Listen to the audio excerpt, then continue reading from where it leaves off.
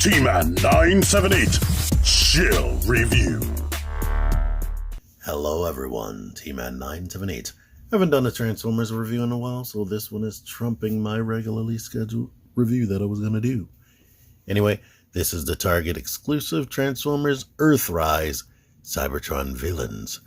Skywarp and Thundercracker, or, you know, it does say Skywarp and Skywarp first, even though Thundercracker's right there and that's Skywarp. It has that artwork right there to let you know that they're Voyager class. The regular stuff on the side and this on the back. And for anyone who needs it, where is it? Oh, yeah, here it is. Here is the barcode. Alright, here they are out of packaging. This should be quick. They're pretty much the same thing as Starscream. If you need to see their transformation, I'm going to put a link to Starscream's review in the description and a link at the end when I'm singing. Click the videos like y'all love, baby. But anywho, mostly all you need to see is the color differences. And Skywarp has a different face, so I'm going to zoom in on that later. But here they both are. Their decos, or the line deco on their wings, the same. Placement of the Decepticon logo. Let me just show you Thundercracker first. Nice sculpting, as you already saw with Starscream. Everywhere Starscream would have deco like this kneecap right there, this thing on the shin, the deco on the foot, all that's painted on both figures. One major difference between Skywarp and any of the three, his shoulders are purple, where these two guys, the shoulders and the bicep, are the same color. Now, somewhere in official product markings, when I was reading like the official listing from Hasbro, like the press release, they call their cannons null ray cannons, which up until now, Starscream and Autobot World were the only people that had null ray blasters of any type. Everybody else just had arm cannons, so that made Starscream special. But now they officially call these null rays. I don't know whether some fan who knows Starscream's cannons, it's called null rays, probably just wrote that up real quickly, and now it looks like it's going to be canon, pun not intended. But here is that Decepticon logo up close, upside down, and yeah, to refresh you on the articulation, arms go out to here, they rotate, they bump into the wing, but luckily the wing has this. I still don't like that this wing, it stays up. It's a miracle that it stays up, but it looks like there's a hole right there. There's nothing else that's supposed to go there. It looked like they should have put a bump right here, a little tab that fits into there, but they didn't. I wish they did that. The biceps bend slightly more than 90 degrees. The wrist does that. The wrist don't rotate. No waist. The head is on the ball joint. So you get this. It looks up a little bit, down a little bit, and of course it rotates. All the joints are super tight, just like Starscream, so the leg frictions out to there, does not fall. Go back, they don't move at freaking all. And the crotch can lift up to accommodate a pose like this. Knee bends more than 90 degrees. I forgot about that. The ankle pivot works like that. And this thing is like the perfect fusion between toy and cartoon. So you have these wings chilling out right there, just like the original cartoon. And they all pretty much look like the Seeker mold from Transformers Classics, just supersized. It still disappoints me that they didn't incorporate a waist swivel. Like, I don't know why they did that. This will probably be the only figure in the whole line that doesn't have a waist swivel. They've been incorporating certain articulation into every figure. Waist swivel was definitely one of those things, but for whatever reason, they decided not to do that. And I'm looking at how this is sculpted and whatnot, and there's really no reason why they didn't give it some type of waist articulation, even if they put it down here and let you rotate it like halfway. Like this crotch skirt could have been a separate piece, and it could have, like, they could have molded this different and you just rotate it like that, but they didn't do that for whatever reason. Of course, the cannons are removable from the arms, and you can put them in the hand so they can hold them like that. But why would you want to do that, to be honest? You could, well, you know what? You can store them on their back if you want, just in case you wanted to do something like give them a a Micromaster team up like this, or give them a Battle Master. And let me make sure I just definitely give Skywarp some view time. But before that, let's let you see these faces up close. They're pretty much the same. Starscream's head and his face seems to be a little bit more glossy. That same type of smile on Thundercracker that you have here on Starscream.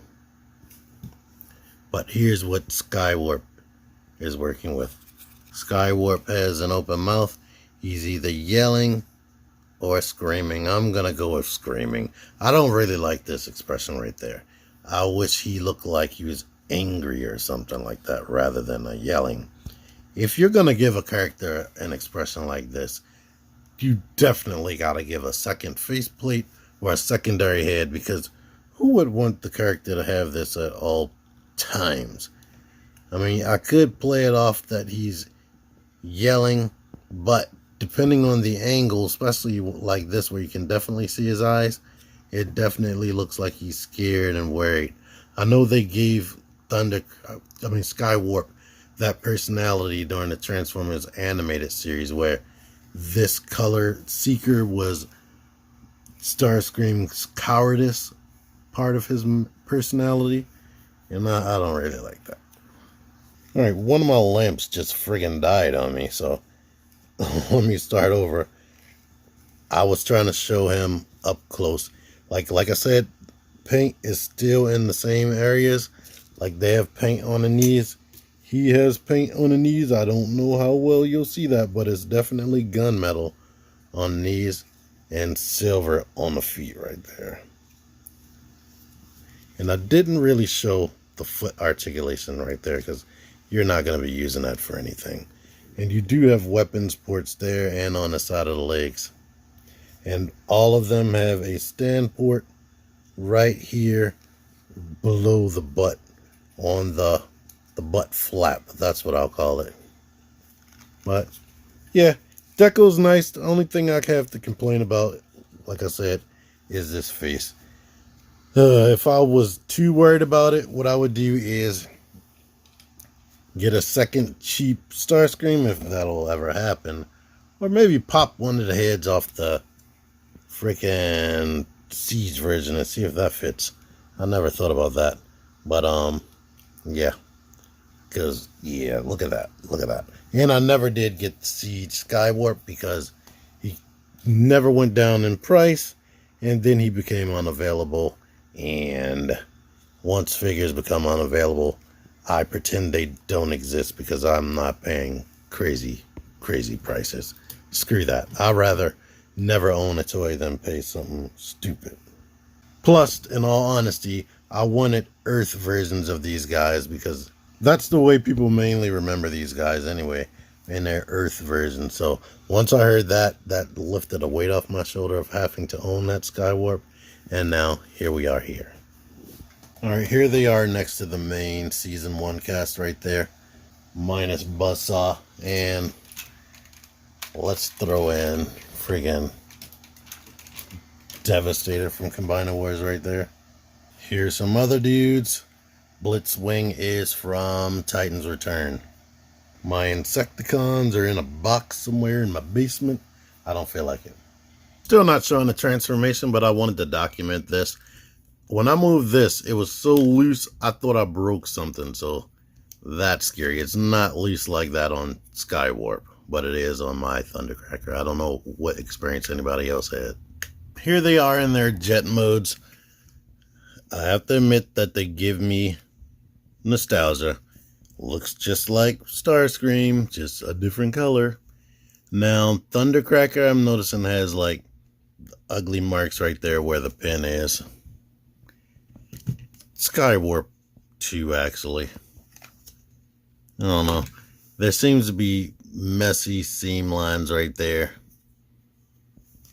But other than that, it from the top, definitely from this profile right there, it is what you expect when it comes to a Seeker mold.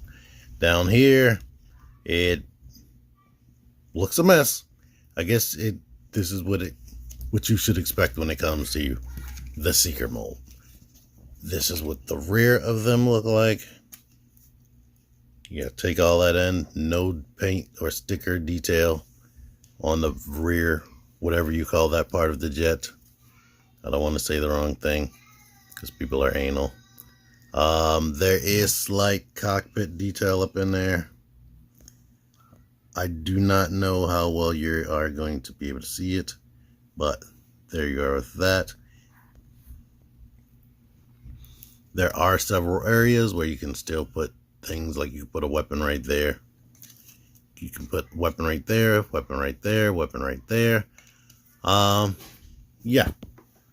And here is Starscream in there. Yeah. And if you have, you know what? I don't think I ever tried on this version of the toy. Oh yeah, there we go. If you have a Bandai Tamashii Stage Act, you should be able to put him on a flight stand, or them on a flight stand. Yeah, I can't believe I've never tried to put these on a flight stand. I don't think when I did Starscream, I didn't realize that the port was right there underneath of the crotch. So that's what that looks like. But anywho, I want to make sure that I say this before I forget to say it, as far as how I feel about these things. Jet mode looks like what I think of when I think of G1 Seekers. The paint detail on the wings is there.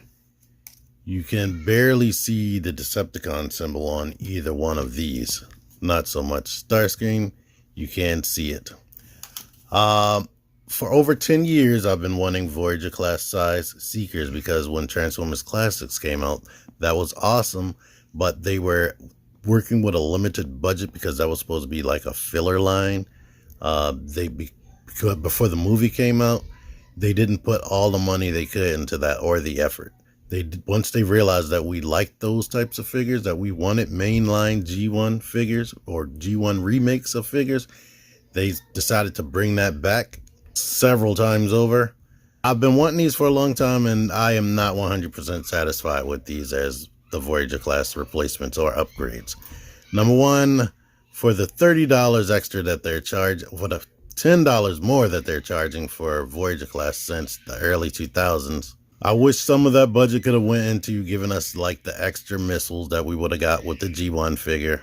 Also, things like a waist rotation would have been nice. Like the fact that this is regressed from Transformers Siege. Transformers Siege had a waist rotation and rotating wrist. This does not have that. It has everything else, but it also doesn't have double jointed elbows. But basically, essentially, it has everything else. So for it to not have that stuff, which is pretty much mandatory on every other figure, that really greatly disappoints me. And I'm not going to lie about it. For more comparison, here they are, or here one of them is, next to Titan's Return Blitzwing right here. Very close to the same length, but the official Seeker mold is longer. I would kind of lump this guy in there to being a Seeker because he has a lot of the similar details in both modes, robot mode and jet mode. They are longer than Leader Class Astro Chain.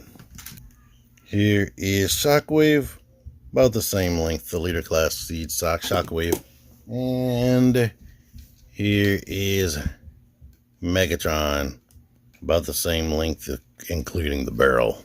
But basically, this is what you're working with. Megatron is more substantial than any of these. He is, and this is Siege Megatron, which will look a lot like Earthrise Megatron. They're just going to change the barrel of the cannon right there and some of the paint. But basically, it's the same dude. Anywho, main things disappoint me in jet mode is they don't have landing gear. They got these two little notches, but yeah, typically every Seeker has at least some fake, even if they don't really roll, they would have some fake landing gear or something. But and all the other stuff that I mentioned, I'm about to start repeating myself. I wish, since they knew that they were going to be redoing this mold over and over again and repainting and whatnot, I feel like personally they could have put some extra effort in there. I see this like opening right there with the round circle divot, like they were going to give us the optional fake landing gear that the G1 toy came with, since it transforms like this and this isn't landing gear. But they didn't. So, and they could have easily, with all the weapon sports, gave us the missiles that we normally get, but whatever. Outside of those gripes, these are still good action figures. They're not total trash or anything like that. They're still good action figures. They just needed the things that I mentioned, in my opinion. If you don't care, you don't have to care. It's not that major. I'm just pointing it out there. Thank you for watching this. Until next time, T-Man 978 out of here. Click the videos.